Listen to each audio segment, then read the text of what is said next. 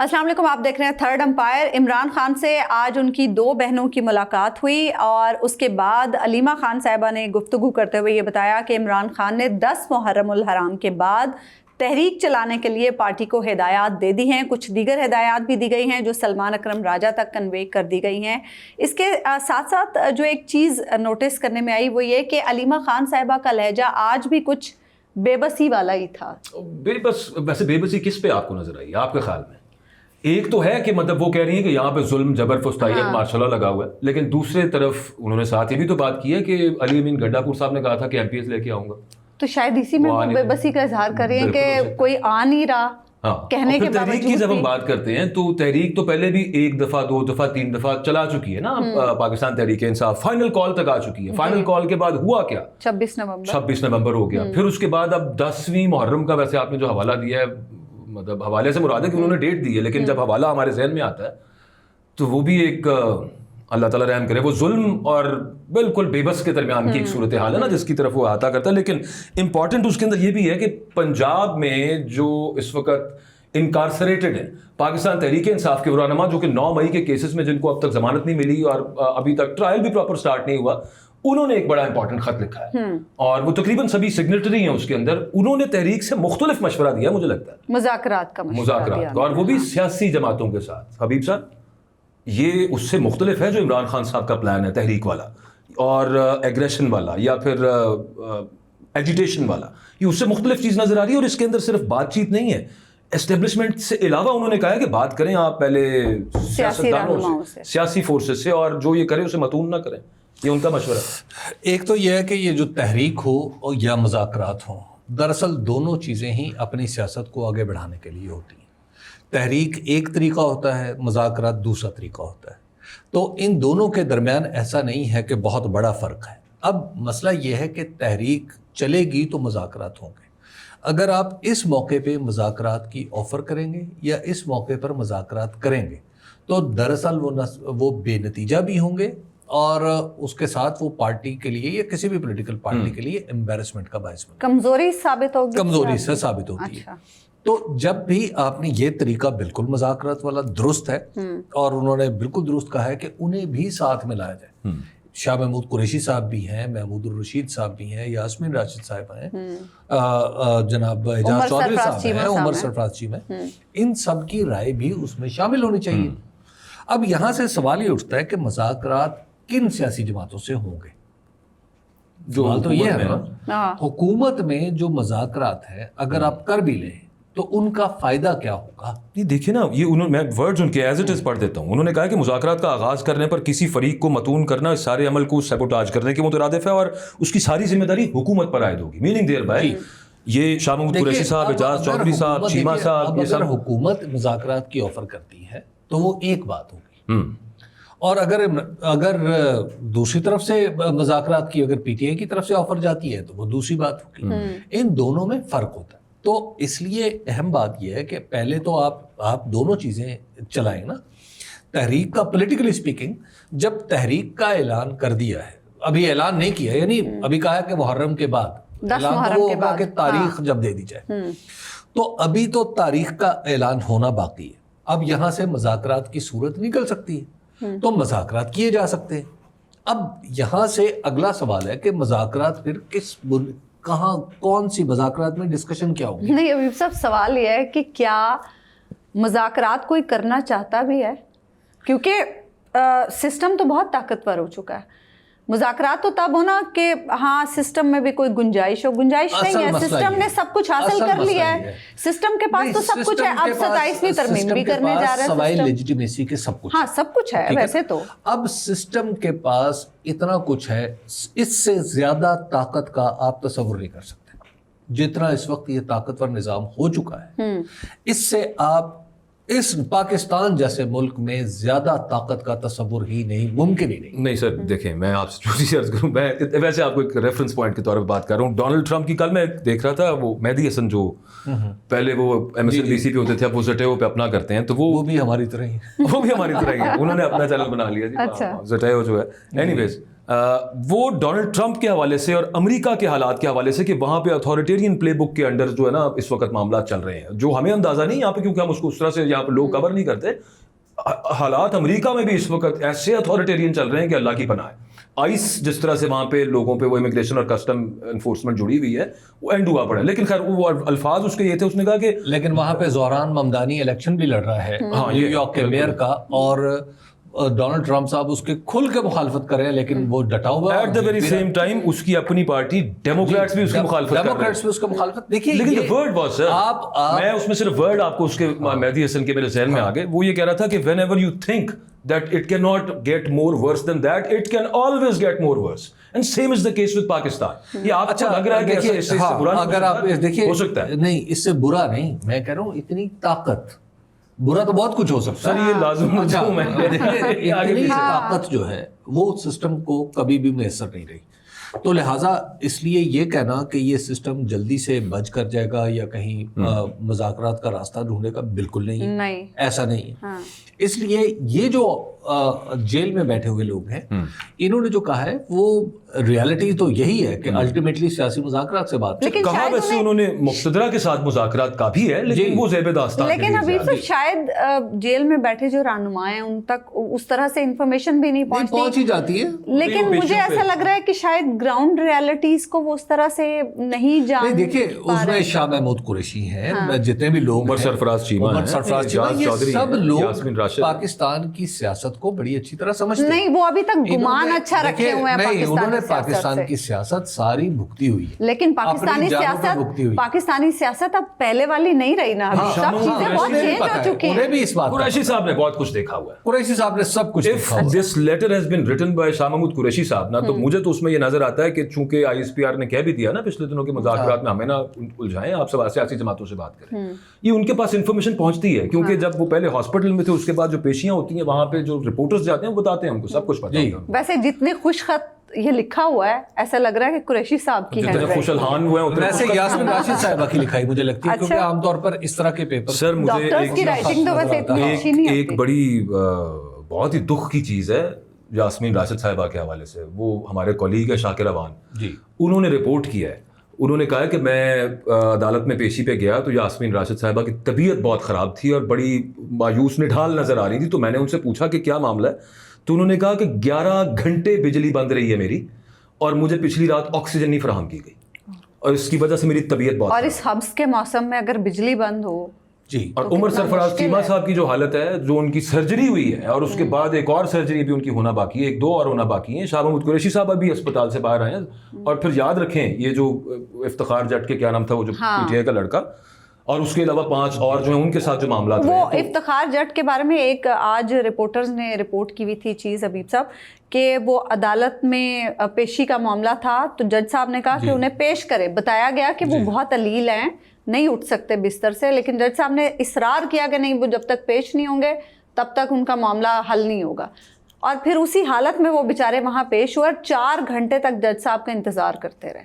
مطلب شاید انسانی ہمدردی ہمارے سسٹم سے بالکل ہی ختم ہو گئی ہے. اب دیکھیے یہ جو معاملہ ہے جو اس وقت, اور پاکستان تحریک انصاف, جس طرح ہم بات کر رہے ہیں نا کہ سسٹم اپنی طاقت کی انتہا پہ ہے, تو اس کی کمزوری بھی اس وقت بالکل ظاہر و باہر ہے.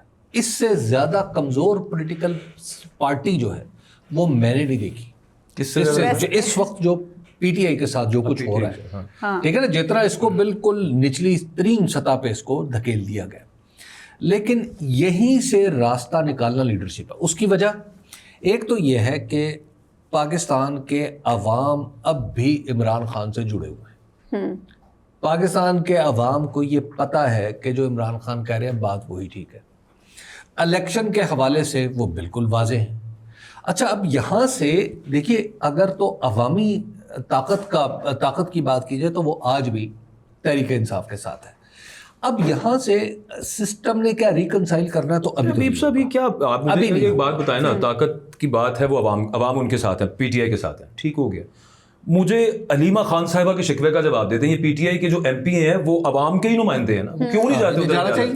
انہیں جانا تو چاہیے, لیکن انہوں نے تو فون آ جاتا ہے, وہ نہیں جانتے. دیکھیے اب جا کے دکھاؤ, دیکھیے جانا چاہیے, اور پھر ووٹ ملا ان کو, تو پھر وہ چھوڑ دیں. اس کے علاوہ لگ رہا ہے کہ چھوڑ دیں گے. ابھی یہ شاندانہ گلزار صاحبہ کہہ رہی تھیں کہ ابھی اور لوگ ٹوٹیں گے. کل وہ چودھری عثمان چھوڑ کے چلے گئے, کہہ رہے ہیں پارٹی چھوڑ. اچھا نہیں پارٹی وہ سیٹ تو نہیں چھوڑیں گے, پارٹی چھوڑ دیں گے. دنیا میں پارٹی چھوڑ دیں گے, پارٹی چھوڑ دیں گے. وہ پاکستان میں بہت زیادہ دہشت گردی چل رہی تھی, تو ہمیں کور کرنا پڑتا تھا. تو ہماری مینجمنٹ نے ایک دفعہ ڈیسائیڈ کیا کہ ہم لے لیں جو ویسٹ ہوتی ہیں, بلٹ پروف ویسٹ. اب وہ بلٹ پروف جیکٹ سے اب ہم لینے گئے تو ہمیں پتہ چلا کہ یہ فرض کیا یہ 100 روپے کی ہے, یہ 500 روپے کی ہے. تو میں نے کہا 100 روپے کی لے لیں. تو مجھے میں نے ایک صاحب سے مشورہ کیا جو ان معاملات کو سمجھتے تھے. انہوں نے کہا کہ سب سے خطرناک ویسٹ تمہیں پتہ کون سی ہوتی ہے, جو یہ بلٹ پروف جیکٹ. میں نے کہا وہ کیا؟ انہوں نے کہا کہ یہ تو آپ نے پہنی ہو اور آپ کو یہ اعتماد ہو کہ گولی اس کے اندر سے نہیں گزرے گی, لیکن گولی اس کے اندر سے گزر جائے. یہ ہے سب سے خطرناک بلٹ پروف جیکٹ. وہ تو آپ بے خبری میں مارے جائیں گے. بالکل اسی طرح وہ لوگ جن پر آپ بھروسہ کر رہے ہوں کہ یہ کام آئیں گے فلاں وقت پہ, اور وہ فلاں وقت پہ کام نہ آئیں بلکہ انہیں کوئی کسی فون پہ چلے جائیں یا کسی بھی وجہ سے, تو ان کے اوپر بھروسہ کرنا دنیا کی حماقت ہوگی, دنیا کی بڑی حماقت. Then comes the point, sir, کہ strategy needs to be changed. ہاں, اگر آپ کے پتے ہوا دینے شروع ہو گئے. اچھا نہیں, اب یہ بات کیا تھا, ایک سیکنڈ, یہ جن کے جو پتے ہیں نا جو نہیں جا رہے, ان میں سے کوئی ایک ایسا نہیں ہے جو اپنے برتے پہ اپنے گھر کے ووٹ بھی لے سکے. اچھا نمبر 2, جو ہم نے تحریکیں چلتی دیکھی ہیں, اچھا دیکھے ہیں بہت ہم نے ہنگامے محبت کے, یہ جو تحریکیں چلتی دیکھی ہیں نا, یہ چلانے والا آپ کے خیال میں ہر ایم پی ہوتا ہے؟ بالکل نہیں ہوتا. یہ ہر ایم ایل اے ہوتا ہے؟ نہیں ہوتا. بیچ میں سے لوگ غائب ہوتے ہیں, لوگ خالی بسوں کی تصویریں بھیج دیتے ہیں کہ جناب دیکھیں. بعض لوگ خود پولیس کو جا کے کہتے ہیں کہ یار میرا سر پھاڑ دو یار فار گاڈ سیک. اچھا یہ سارا کام ہوتا ہے. اب اس کی بنیاد پہ آپ یہ کہیں کہ جناب ایک جو ایم پی اے ہے یا ایک جو ایم این اے ہے, ان سے آپ وہی توقع رکھیں جو سب سے عمران خان سے یا سلمان اکرم راجہ سے یا کسی دوسرے سے رکھی جا سکتی, یہ نہیں رکھتے. پولیٹیکل پارٹیز میں اسی طرح سسٹم صاف کرتا رہتا ہے. تو لہٰذا یہ کہنا کہ سارے کے سارے ایسے ہیں. اچھا کچھ لوگ آپ ڈسکارڈ کر رہے ہیں کہ جو شاہ محمود قریشی صاحب کہہ رہے ہیں, یہ یاسمین صاحب کہہ رہی ہیں, وہ نہ کیا جائے. ابھی نہیں. اچھا ابھی موقع نہیں ہے. ابھی موقع نہیں. اچھا موقع کیوں نہیں ہے؟ موقع ساتھ مجھے یہ بتائیں نا آپ کہ یہ اسلام آباد ہائی کورٹ میں جسٹس سرفراز ڈوگر صاحب پکے چیف جسٹس ہو گئے, اور یہ وہی جج صاحب ہیں کہ جو سزا منسوخی کا کیس ایک آزاد جج صاحب سے لے کے انہوں نے اپنے پاس لگا لیا. اچھا ویسے اس میں ایک اور مجھے بڑے مزے کی بات آج یاد آئی کہ اس میں شوکت صدیقی صاحب یاد ہے نا, جی کہتے تھے مجھے فون آتے ہیں پیچھے سے, انہوں نے ووٹ دیا ہے. انہوں نے ووٹ دیا ہے کہ اس کی مستقلی کے لیے. اور اب شوکت صدیقی صاحب نے کبھی اپنے گریبان میں جھانکنا ہے. لیکن حبیب صاحب میں صرف ایک بات جانتی ہوں, جنرل فیاض میرے گھر آ گئے, اس وقت میری تقریر پہ ہٹا دیا. اس وقت جو کچھ کر رہا ہے نا, وہ اپنے آپ کو بڑے اچھے طریقے سے لوگوں کے سامنے ایکسپوز کر رہا ہے. نہیں وہ خود کو ایکسپوز کر رہے ہیں. شوکت صدیقی ویسے وہ شخص بار بار توبہ استغفار خدا رسول کا نام لیتا ہے, جی ہاں, اور اسے یہ حرکتیں جو اس نے کی ہیں اس کے اوپر وہ واحد کیس تھا. یہ تو قاضی فائز عیسیٰ نے ناانصافی کی, اس کو بحال کر. حبیب صاحب آپ پھر قاضی صاحب کی طرف چل پڑیں گے, ہم اپنی بات پہ آگے. اچھا لیکن حبیب صاحب مجھے اب اس میں ایک اور بات بتائیں, تحریک والا جو معاملہ ہے وہ بھی کیا آسان ہوگا؟ بالکل نہیں. پنجاب میں جتنی سختیاں ہیں اور تحریکیں تو پنجاب سے ہی ہمیشہ ہم نے دیکھے چلتی ہوئی, پنجاب میں تو سب سے مشکل ہوگی تحریک چلانی. یہاں تو آپ دیکھیں 26 اراکین اسمبلی نے احتجاج کیا, اب انہیں ڈی سیٹ کرنے کے لیے قانونی مشاورتیں شروع ہو گئی ہیں. اگر تو پی ٹی آئی والے یہ سمجھ رہے ہیں کہ راستے کھلے ملیں گے, کیلے کے کیلوں کے بنے ہوں گے گیٹ جن کے اوپر لکھا ہوگا کہ ہم آنے والے قافلوں کو خوش آمدید کہتے ہیں, ٹھیک ہے, وہاں پہ ان کی تواضع ہو رہی ہوگی, تو ایسا نہیں. تواضع تو ہوگی, ٹھیک ہے نا. اب مسئلہ یہ ہے, دیکھیے تحریکیں ہمیشہ ایسے ہی چلتی ہیں اور مشکل حالات میں چلتی ہیں. بھئی اب نہیں جس نے چلانی जिसने नहीं चलानी वो छोड़ देगा। भाई सादा सी बात है कि तहरीक चलाना तो मुश्किल काम है, इसमें कौन सी आसानी है। तहरीक किसी भी सियासी जमात का आखिरी अरबा होती है। साहब एक मुश्किल ये है ना कि पहले जब तहरीकें चला करती थी ना तो ज़्यादा से ज़्यादा क्या होता था, डंडे पड़ते थे, पुलिस आंसू गैस शेल फेंक देती थी, वाटर कैनन का इस्तेमाल हो जाता था। अब तो डायरेक्ट गोलियां भी चल जाती है ना। जी बिल्कुल। तो फिर ये भी तो मैटर करती है ना। मसला ये है कि जो पॉलिटिकल कारकुन है ना, जिसने पॉलिटिक्स करनी है, मैंने आपको बार बार अर्ज करता हूं कि ये कमजोर दिल आदमी का काम नहीं। देखिए सहाफत, सियासत और वकालत, अगर आप कमजोर दिल हैं तो ये आपके पेशे नहीं हैं। आपको इनसे दूर रहना चाहिए और अपने बच्चों को भी दूर रखना चाहिए। अगर तो पॉलिटिक्स आपके नज़दीक कोई अहमियत रखती है तो यस, फिर आपको आगे बढ़ना चाहिए, फिर आगे बढ़ के काम करना चाहिए। अब देखिए ये जो तहरीक की आप बात कर रहे हैं, तहरीक अगर आप ये सोचें कि तहरीक में ये भी नहीं है, ये भी नहीं है, ये भी नहीं है, तो आप इस तरीके से सोचें कि लीडर जो होते हैं, जो पॉलिटिकल कारकुन होते हैं, जो पॉलिटिकल पार्टी होती है, वो सोचती है कि ये भी है, ये भी है, ये भी है। आप जब नेगेटिवली सोचना शुरू कर देंगे तो यू विल गो नोवेयर। अच्छा चले, मैं आपसे एक सवाल नेगेटिविटी से आप मुझे याद आया अभी थोड़ी देर पहले, एक हवाले से आप भी नेगेटिव हैं कि इस वक्त ये वक्त नहीं है हुकूमत से बात करने का। मैं उस पर एक थीसिस पेश करता हूं, नेगेटिव नहीं, मैं गुजारिश करता हूं आपसे। नहीं मैं टाइमिंग का फर्क कर। देखिए बारहा शुरू से एस्टेब्लिशमेंट की तरफ से कहा गया कि हमने बात नहीं करनी, आप इनसे बात करें। अभी रिसेंटली उसको रीइटरेट किया गया। फिर उसके बाद आप आ जाइए कि ये जो सियासी हुकूमत है, जितनी भी इसके पास पावर है या नहीं पावर, ये अपनी जगह पर रह गया मामला। लेकिन ये भी तो मुमकिन है कि इन लोगों को ये नजर आ रहा हो कि यार एक जिद है, इसको पूरा करना पड़ेगा, थोड़ा सा हमें भी ये दिखाना पड़ेगा दैट हम अपनी, और ये होना भी ऐसे ही सर, अपनी टर्म्स के ऊपर बड़ा मुश्किल से काम है। यहाँ पे 26 मैं कब कह रहा हूँ कि ऐसा नहीं करना चाहिए, अभी टाइम नहीं है ना। देखिए ये मेरी पॉलिटिकल अंडरस्टैंडिंग है। नहीं मुमकिनात में से है ना कि आप यहाँ से तहरीक स्टार्ट होने के करीब हो तहरीक इंसाफ के, वहां से कहते हैं कि बात करते हैं। देखिए आपको इस वक्त तहरीक इंसाफ को हर फोन का जवाब देना चाहिए, बल्कि एक ऑपरेटर बिठा देना चाहिए स्पेशली। वहां से फोन आए, कहीं से भी फोन आए, वो कहे जी मैंने बैरिस्टर गौहर से बात करनी है, जी ये ले बैरिस्टर गौहर साहब। वो कहे जी उमर अयूब से बात करनी है, जी उमर अयूब साहब।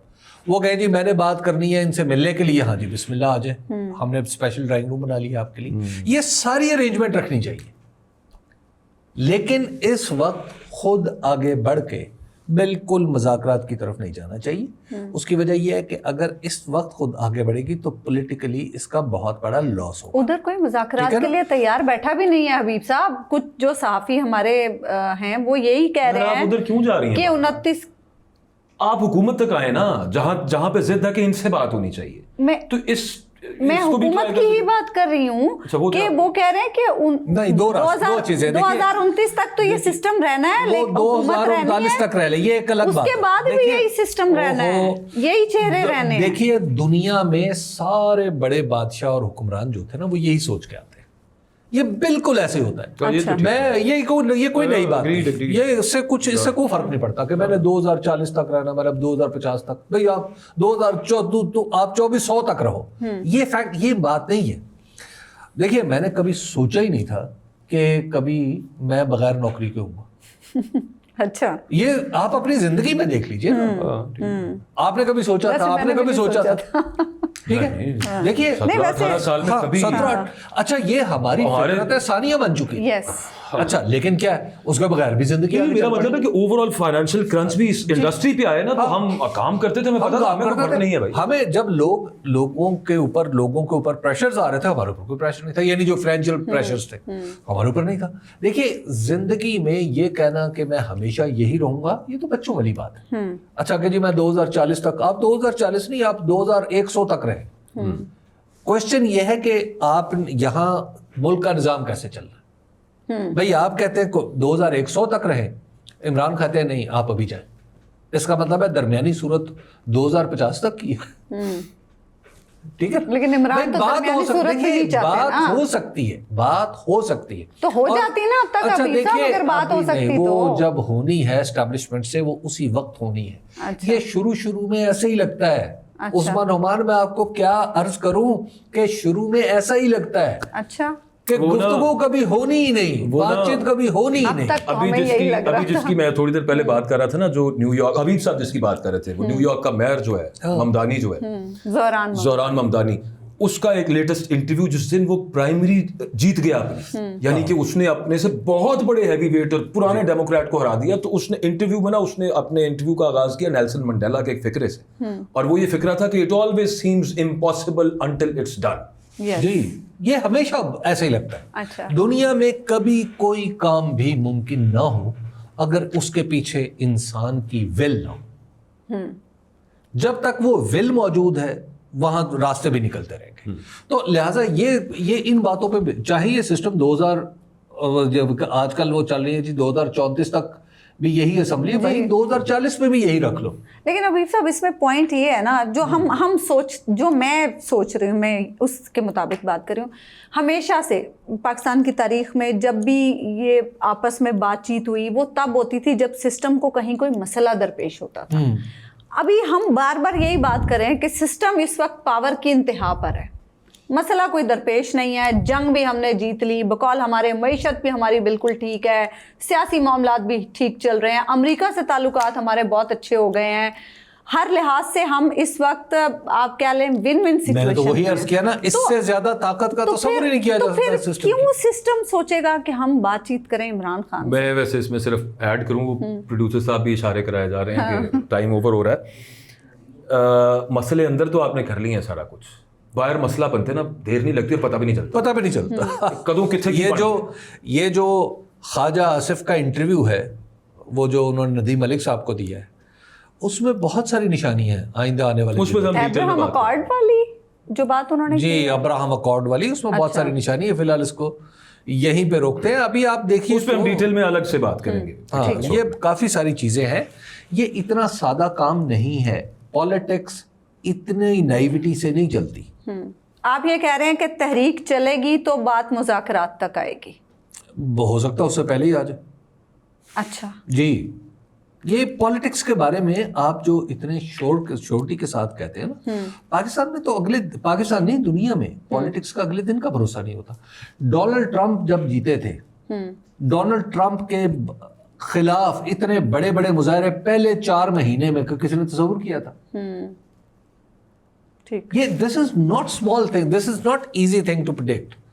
اور یہ جو بعض اوقات پولیٹیکل پارٹیز کے اوپر جو برا وقت آتا ہے نا, ان کے بہت سارے لوگ یہ سمجھ رہے نہیں اب نہیں نکل سکتے, اور اس میں جو کمزور دل حضرات ہوتے ہیں وہ فوری طور پہ پارٹی بدل لیتے ہیں. وہ ہم دیکھ اچھا, اور اس کے بعد کیا ہوتا ہے, اس کے بعد وہی واپس آ رہے ہوتے ہیں. اور دیکھیں وہی سارے لوگ واپس آ رہے ہیں. ایک اور 2 چیزیں بھی آپ ذہن میں رکھیں کہ IMF تو ہے ہی نا یہاں پہ, پھر دوسرا انڈیا کے ساتھ ابھی ٹلا ہے خطرہ, ختم نہیں ہوا.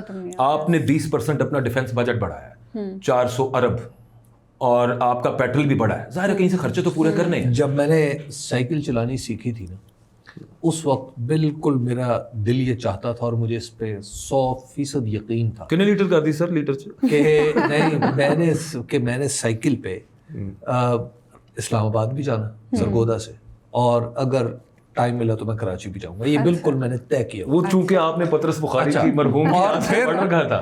پھر میں نے جب سائیکل پہ پہلی دفعہ 17 کلومیٹر کا اپنے گاؤں تک کا سفر کیا, پتا گیا, تو پھر مجھے پتا چلا کہ لاہور دورست اور کراچی مزید دورست. ٹھیک ہے نا. اب پھر دیکھیے جب وہ 27ویں آئینی ترمیم والا چل رہا تھا نا, جب آپ کے پاس نئی سائیکل ہو نا, تو آپ کو ایسے ہی لگتا ہے کہ اب آپ کشمیر بھی چلے جائیں گے, اب آپ کراچی بھی چلے جائیں گے. ٹو ہوم اٹ میں کنسرن ہے ابھی صاحب. وہ 27ویں ترمیم کا یہ ہم نے خیر اس پہ کچھ ڈیٹیل میں بات تو کی تھی, لیکن اب جو اس میں ایکچوئل چیز آ رہی ہے نا کہ ہونا کیا ہے اس کے اندر, وہ ہے یہ جو آپ کا آئینی بینچ ہے, اور جو دوسرا آپ کا ایگزیکٹو اب جج لگانے بیٹھا ہوا ہے, اور ہر دوسرے دن سوچ رہے ہیں اینو کٹ دو اینو پا دو, اس کو ایڈریس کرنا ہے انہوں نے. اور اس میں یہ واقعی ایک جینوئن کنسرن ہے, یہ مقتدرہ کا بھی کنسرن ہے کہ یار یہ جج پورے لگانے بیٹھ گئے, وہ کہ وہ ان کے کہنے بھی کرتے ہیں شاید, لیکن وہ ایک پوری کورٹ بنا دی جائے, اس کو الگ کر دیا جائے یہاں سے. حبیب صاحب صرف اتنا کچھ ہی ہوگا یا کچھ اور بھی اس میں ایڈیشنل کچھ چیزیں بھی ہوں گی؟ ایک بڑے ہمارے ماہر قانون تھے, انہوں نے بڑی دلچسپ بات کی. انہوں نے کہا 1947 تک پاکستان اس علاقے میں جتنے بھی قوانین رائج تھے وہ بڑے بہتر تھے. CPC को अगर आप पढ़ें तो आपको लगता है कि ये एक नमूना है कवानीन की समझ और फहम रखने वालों का। CRPC को पढ़ें, आप जितने कवानीन जो 1947 से पहले बने हुए, इवन 60s तक के कवानीन काफ़ी बेहतर है। अच्छा, ये जब हमने उनमें पैबंद लगाना शुरू किए ना, ये जिसमें आप ज़्यादातर पढ़े ना सेक्शन A सब सेक्शन 1, 2, 3 और फिर 1A जहाँ पे हमने शामिल कर दिए, वहाँ पे बुनियादी तौर पे हमने सारे कवानीन को बर्बाद कर दिए। पाकिस्तान का constitution 1973, it was modelled on 1930 India act of 1935 which was fairly good. इसमें थोड़ी बहुत तरमीम की गई थी, बड़ा अच्छा चल रहा था। अब उसके बाद जो हमने तरमीमें की, और बिलखुसूस ये 26वीं तरमीम ने दस्तूर नहीं रहने दिया। ठीक। अच्छा, अब आप तो ये बुनियादी तौर पे, सॉरी टू कट हियर, ये बुनियादी तौर पे ये जो अभी थोड़ी देर पहले मैं बात कर रहा था, ये जो उसमें बड़ी अक्ल और दानिश इस्तेमाल करने के बावजूद अनोमली रह गई है ना, ये उसको दुरुस्त करने के लिए ये अब ये एक अनोमली ठीक करेंगे, ये दूसरी पैदा हो जाएगी, उसके बाद फिर 28वें भी करनी पड़ेगी, फिर 28वें भी करनी पड़ेगी। ये तरमीम अगर तब तक रहे, उसकी वजह यह है कि आपने प्रिंसिपल नहीं मानना ना। आपका प्रिंसिपल क्या है? प्रिंसिपल ये है कि अवाम के मुंतखब नुमाइंदों से हुकूमत चलानी।